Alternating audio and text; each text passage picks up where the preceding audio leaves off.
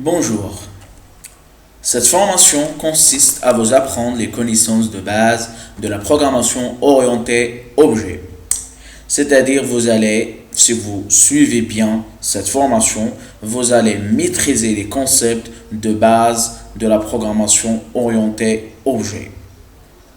Nous allons utiliser le langage de programmation de la programmation Java durant toute cette formation. Alors, voici le plan. Nous allons commencer par le premier cours. Donc, nous allons définir un objet, une classe, l'encapsulation et enfin l'instanciation. C'est quoi un objet? Qu'est-ce qu'un objet? Un objet est tout simplement défini par son identité. C'est quoi l'identité d'un objet? C'est la référence vers cet objet. C'est-à-dire, si nous avons un objet A, et un objet B, c'est l'objet A veut communiquer avec l'objet B, il doit avoir la référence, c'est-à-dire l'identité de l'objet B, pour pouvoir communiquer avec lui. Donc, chaque objet est défini par une identité. C'est-à-dire, c'est unique, cette identité. Elle est unique. Chaque objet a une identité unique. Donc, c'est la référence vers cet objet.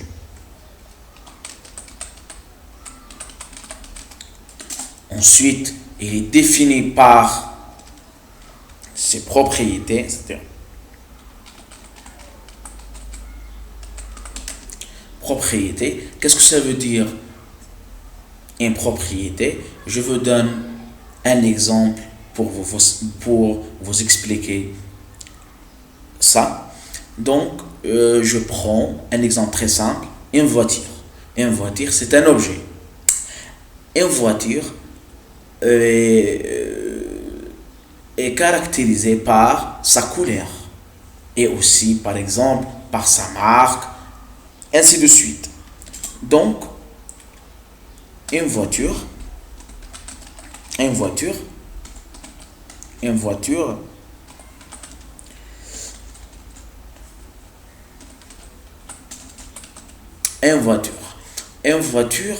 est caractérisée par sa couleur,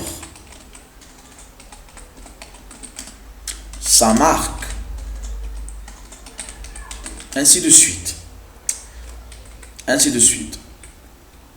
Donc,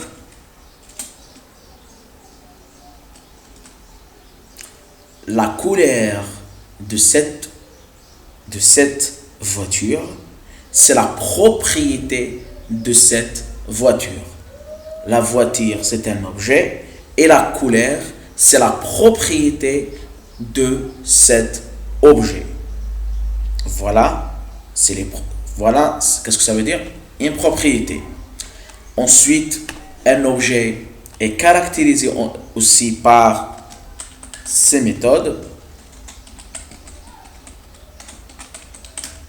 c'est-à-dire ces traitements.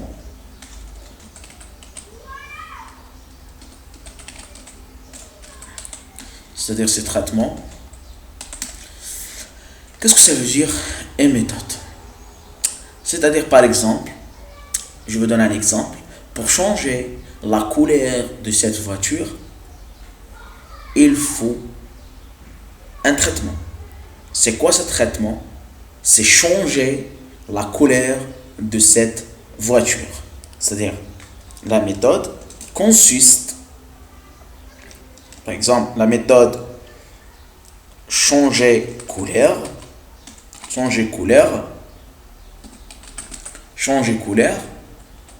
Donc, changer couleur, elle va changer cette méthode, la couleur de la voiture. C'est-à-dire, elle va retourner, par exemple, couleur par exemple, égale, par exemple, égale rouge, par exemple.